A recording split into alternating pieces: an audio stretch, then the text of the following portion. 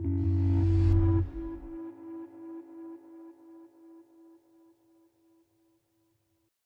hoje aqui no Movimento Online nós recebemos o médico pediatra Rodrigo Abudib, que está conosco em videoconferência, para falar sobre como anda a profissão dele, que é médico pediatra nesses tempos de pandemia. Doutor Rodrigo, bom dia, obrigado por falar com o Movimento Online, muito bem-vindo. Eu é que fico grato por essa oportunidade e realmente nesses novos tempos é importante que a gente possa discutir a melhor forma da gente lidar com as nossas crianças nesse momento em que requer o isolamento social. Doutor, fala para a gente o que mudou na rotina de trabalho do senhor e de colegas com a chegada da pandemia do coronavírus. Na verdade, eu faço consultório, continuo fazendo consultório, mas de uma forma um pouco mais restrita, absurdamente paramentado e com o cuidado de não permitir muitas pessoas na sala de espera, respeitando aquele distanciamento de 1 metro e meio, e também existiu muito essa questão dessas videoconferências. Eu presto uma consultoria para creches e escolas do nosso estado, e a gente tem tido a oportunidade de fazer lives, de orientar, especialmente as nossas crianças, porque elas estão vivendo um mundo muito novo e a gente corre o risco de ter o que a gente chama de um estresse para as nossas crianças, em razão de não estar visitando os avós, de não estar visitando os coleguinhas, dessa mudança repentina de sua rotina. Então, a gente também tem se envolvido com isso. E uma ferramenta, como disse o senhor, nesses tempos de pandemia, é a videoconferência, né? É a telemedicina, pessoas que estão se consultando por vídeo, por telefone. Como é que o senhor vê essa ferramenta de trabalho e o senhor considera que no pós-pandemia isso pode ser incluído no dia a dia dos profissionais, das pessoas, de uma maneira um pouco mais natural?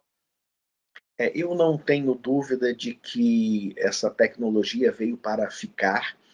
Eu já utilizava muito esse modelo de comunicação através do Zap, que é importante, inclusive para a gente que trabalha no dia a dia, para indagar se a criança está com febre, se a febre melhorou, se ela está ativa, se ela está brincando. Então, quem já utilizava um pouco essa ferramenta se sente mais à vontade. De qualquer forma, esse novo modelo de relação médico-paciente, ele veio para ficar, mas a gente também considera muito importante ainda não só a questão da anamnese, da conversa, mas é fundamental o exame físico, que claramente fica prejudicado nesse modelo. Entretanto, alguns exames radiológicos, exames de sangue, você também consegue fazer um acompanhamento devido. Nesse novo modelo que a gente encontra, a criança, ela, a rigor, ela nos parece, por ser uma doença nova, que ela não está tão afetada sintomatologicamente por essa doença. Ela fica, sim, doente, mas pode passar de uma forma bem frustra, sem apresentar sintoma algum. Entretanto, ela pode já estar transmitindo esse vírus. Alguns trabalhos mais recentes falam que até 4 dias antes de estar verdadeiramente doente, a pessoa pode estar transmitindo. Então, realmente, assim, vai nos obrigar a um novo pensar da forma de viver. A frequência à escola, a frequência à creche, como isso vai se dar. Então, esse novo momento requer que nós pensemos a melhor forma de mantendo, preservando, tendo um risco mínimo de adoecer, mas que a gente possa ter uma infância saudável. Doutor, falando agora sobre a pandemia de forma específica do coronavírus, o senhor que trabalha diretamente com crianças, o senhor teve algum contato já com alguma criança infectada? O que o senhor observou e tem observado até de colegas ou de casos parecidos, de como o vírus se comporta nas crianças e se as crianças são realmente esse agente transmissor para outras pessoas.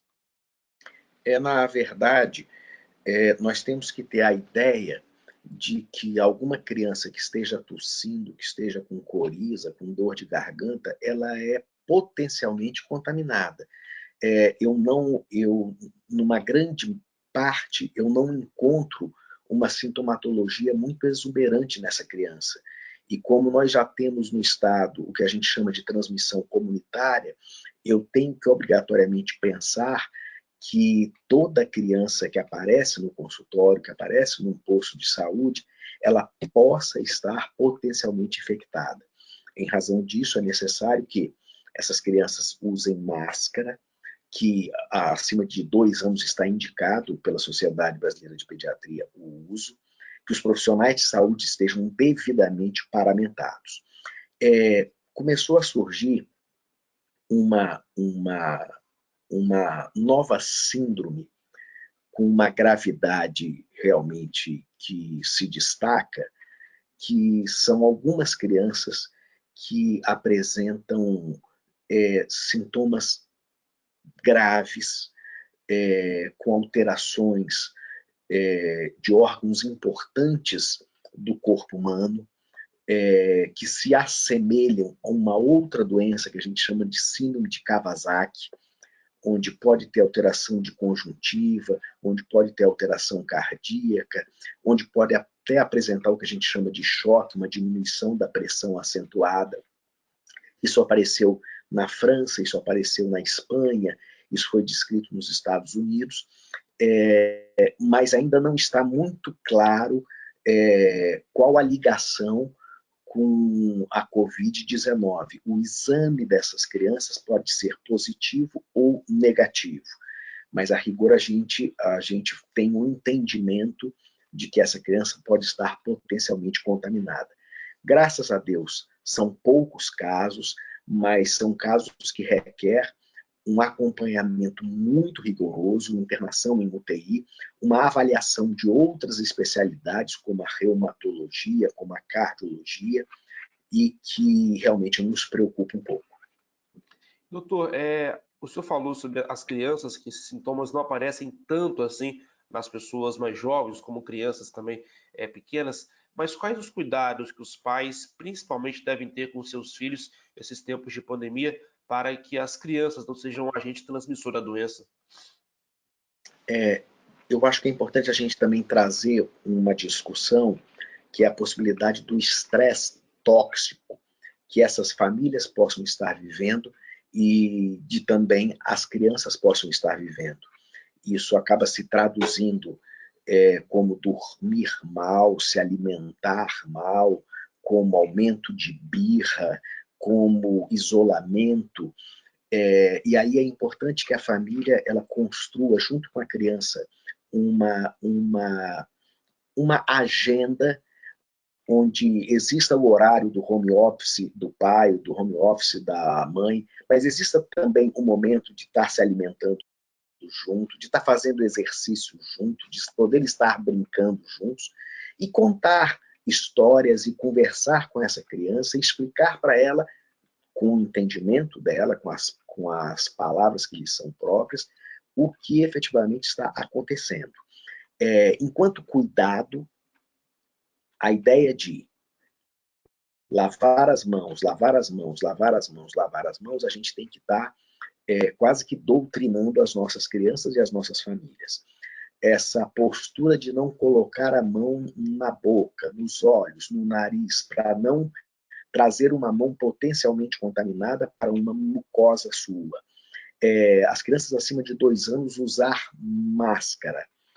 Aquela ideia de deixar o calçado na porta de casa. Então, esta ideia nova de proteção ainda mais do ambiente familiar que eu acho que é uma nova cultura que nós vamos estar criando e investindo como forma efetiva de prevenção. E, doutor, ainda sobre essa questão do comportamento das crianças, eu insisto, porque a gente vê muitas cenas, por exemplo, de crianças que levam os filhos à praia nesse momento, ao calçadão, para a área externa em casa, aos supermercados, por exemplo, muitas famílias levando crianças para fazer compras, até para distrair um pouco a criança nesse tempo de pandemia. O senhor, qual a avaliação do senhor em relação a isso, e qual a orientação, né, para aquele pai e a mãe que não sabe o que fazer com a criança dentro de casa, mas que não é para levar para fora de casa, não é isso? Esses ambientes públicos que possa ter alguma aglomeração, eles devem ser evitados para as crianças e, de preferência, também para os adultos. Então, nós temos que ter a ideia clara que esses ambientes são potencialmente contaminados. O ambiente ao ar livre, ele pode ser utilizado de tal forma que não tenha, em momento nenhum, aglomeração. A aglomeração, ela é um risco potencial de transmissão das doenças. No Brasil, a gente tem falado a questão de 1 metro. Nos Estados Unidos, eles são mais rigorosos, eles falam 1,5 metro, 1 metro e um pouquinho mais, eles medem com pés. Mas é fundamental que a gente seja muito rigoroso nisso. A gente sabe da importância de fazer exercício ao ar livre, a questão da vitamina D, que ela é produzida na pele em razão da luz solar, mas basta 10, 15 minutos que a criança fique na varanda ou fique dentro de um quarto que pegue sol, é suficiente. Mas é importante que a gente possa construir a 4 mãos, a família toda participando e entendendo da necessidade de preservar os avós, da necessidade de se preservar, e a forma que nós temos hoje, porque não temos efetivamente nem remédio adequado e nem vacina, é a diminuição do contato social. Essa restrição é a única coisa que nos resta hoje como forma de enfrentar essa pandemia. É isso, doutor. Muito obrigado. Então, doutor Rodrigo Abudib. Doutor, espaço aberto para o senhor encerrar essa entrevista, que foi muito produtiva, como orientação e falar um pouco da sua experiência com a pediatria nesses tempos de pandemia. Muito obrigado e até uma próxima. Perfeitamente. Um abraço grande, que a gente consiga preservar a vida das pessoas, que a gente realmente faça essa restrição desse convívio social. Um abraço a todos.